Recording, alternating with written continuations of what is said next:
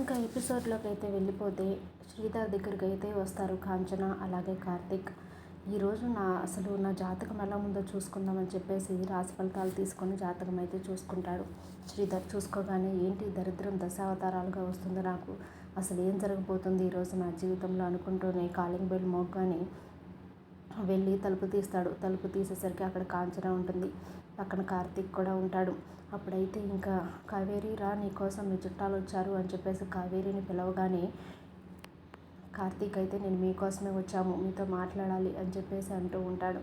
ఎప్పుడైతే ఇంకా కావేరి వచ్చాక లోపలికి రండి, బయటే నిలబడ్డారేంటి అని చెప్పేసి అంటూ ఉంటుంది.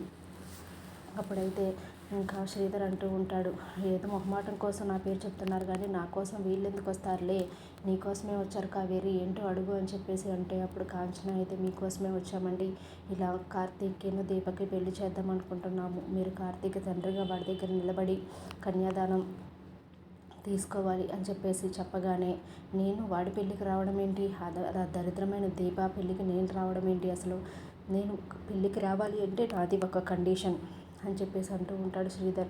ఏంటి ఆ కండిషన్ అని చెప్పేసి కాంచన అడిగేసరికి నేను కార్తీక్ పెళ్ళికి వస్తాను కానీ పెళ్లి కూతురు దీప అయ్యి ఉండకూడదు, ఇంకా కార్తీక్ ఎవరిని చేసుకున్నా ఓకే నాకు హ్యాపీనే, నా మేనకోడలు చేసుకుంటే ఇంకా హ్యాపీ, కానీ ఆ దీపని పెళ్లి చేసుకుంటే మాత్రం అలాంటి దీప పెళ్ళికి నేనైతే రాను అని చెప్పేసి అంటూ ఉంటాడు.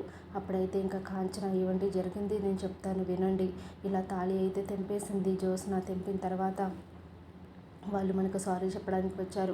వచ్చిన తర్వాత ఇంకా కార్తీక్ అయితే నాకు ఒక కోరిక ఉంది, ఆ కోరిక నెరవేర్చండి అప్పుడే నేను సారీ యాక్సెప్ట్ చేస్తానని చెప్పేసి అన్నప్పుడు వాళ్ళైతే చెప్పండి ఆ కోరిక ఏంటి అన్నప్పుడు ఇంకా కార్తీక్ అయితే ఇలా చెప్పాడు, వాళ్ళ ఇంట్లోనే మా ఇద్దరి పెళ్ళి జరగాలి అని చెప్పేసి చెప్పాడు. కాబట్టి వాళ్ళైతే కన్యాదానం చేయడానికి రెడీగా ఉన్నారు, మీరు కూడా కన్యాదానం తీసుకోవడానికి రండి అని చెప్పేసి నా కోసం వద్దు వాడి కోసమైనా రండి అని అంటూ ఉంటాడు. కాంచన నీకోసం అయితే ఒకసారన్నా ఆలోచించేవాడిని కానీ కార్తీక్ కోసం అయితే నేను రాను అని చెప్పేసి శ్రీధర్ అంటూ ఉంటాడు. ఇంకా శ్రీధర్ దగ్గర నుంచి చాలా కోపంగా కార్తీక్ అలాగే కాంచన కూడా అక్కడ నుండి అయితే వెళ్ళిపోతారు. ఇంకా దశరథ అలాగే సుమిత్రను అడుగుతూ ఉంటాడు. దశరథ సుమిత్రను గుడికి వెళ్దామన్నావు కదా పద అని చెప్పేసి దశరథ సుమిత్రను తీసుకుని వెళ్తాడు.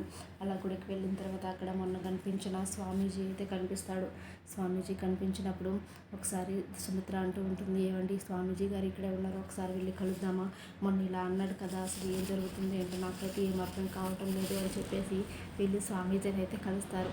స్వామీజీని కలిసినప్పుడు స్వామీజీ అయితే నిజంగా మీకు మళ్ళీ చెప్పాను కదా మీ అమ్మాయి జీవితంలో పెళ్ళి అనే రాతే లేదని చెప్పేసి అని అంటూ ఉంటాడు. కాదండి స్వామీజీ గారు మీరు ఎందుకు అలా అంటున్నారో నాకు అర్థం కావట్లేదు అని చెప్పినప్పుడు ఇంకా స్వామీజీ అయితే నిజం చెప్పేస్తాడు, ఆ అమ్మాయి అయితే మీ కూతురు కాదు, మీ కూతురు ఇంకెవరైనా ఉండొచ్చు, ఆ అమ్మాయి అయితే అసలు ఆ జాతకానికి ఆ అమ్మాయికి ఎటువంటి సంబంధం లేదు, ఆ అమ్మాయి మీ కూతురు కాదు, నేను జాతకం చూశాను కదా ఇంకొక అమ్మాయి చీర కట్టుకుని ఆ అమ్మాయే మీ కూతురు, నా జాతకం ప్రకారం అయితే నా లెక్క ప్రకారం అయితే ఆ అమ్మాయి మీ కూతురు, దీప మీ కూతురు అని చెప్పగానే ఒక్కసారిగా దశరథ సుమిత్ర అయితే షాక్ అయిపోతారు. ఇంకా ఇంటికి వెళ్ళి జ్యోత్స్నని చంప పగలగొట్టి జ్యోత్స్న అయితే ఇంకా బయటికి గెంటేస్తుంది. బయటికి గెంటేసిన తర్వాత ఏం చేస్తున్నావు సుమిత్ర, ఏం చేస్తున్నావు నువ్వు అని చెప్పేసి పారిజాతం అయితే వస్తుంది. ఆగండి అత్తయ్య, నాకు నిజం తెలిసింది, జ్యోత్స్న నా కూతురు కాదు, నా కూతురు కాకుండానే ఈ ఇంట్లో చలామణి అవుతుంది, నిజంగా నా కూతురైన దీప మాత్రం అన్నిటికీ తగ్గి అణిగి మణిగి ఇంట్లో పని మనిషిలాగా చేస్తుంది, ఇంకా నేను భరించలేను, స్వామీజీ ద్వారా నేను నిజం తెలుసుకున్నాను, దీనికి కారణమైన వాళ్ళు ఎవరో వాళ్ళని కూడా నేను బయటికి తీసుకుని వస్తాను మామయ్య గారు అని చెప్పేసి శివనారాయణ పిలిచి శివనారాయణ ముందే ఇంకా చంప పగలగొట్టి బయటికి అయితే గెంటేస్తుంది. శివనారాయణ ఒక్కసారిగా షాక్ అయిపోతారు. ఏంటమ్మా సుమిత్ర నువ్వు చెప్పేది నిజమేనా అని చెప్పగానే సుమిత్ర అయితే అవును మామయ్య గారు నేను చెప్పేది నిజమే, ఈ జ్యోత్స్న మన కూతురు కాదు, తనకు నిజం తెలిసే మనల్ని మోసం చేసి ఈ ఆస్తి కోసం ఈ ఆస్తిని అంతా కొట్టేయాలని మన కూతురు ప్లేస్లో చలామణి అవుతుంది.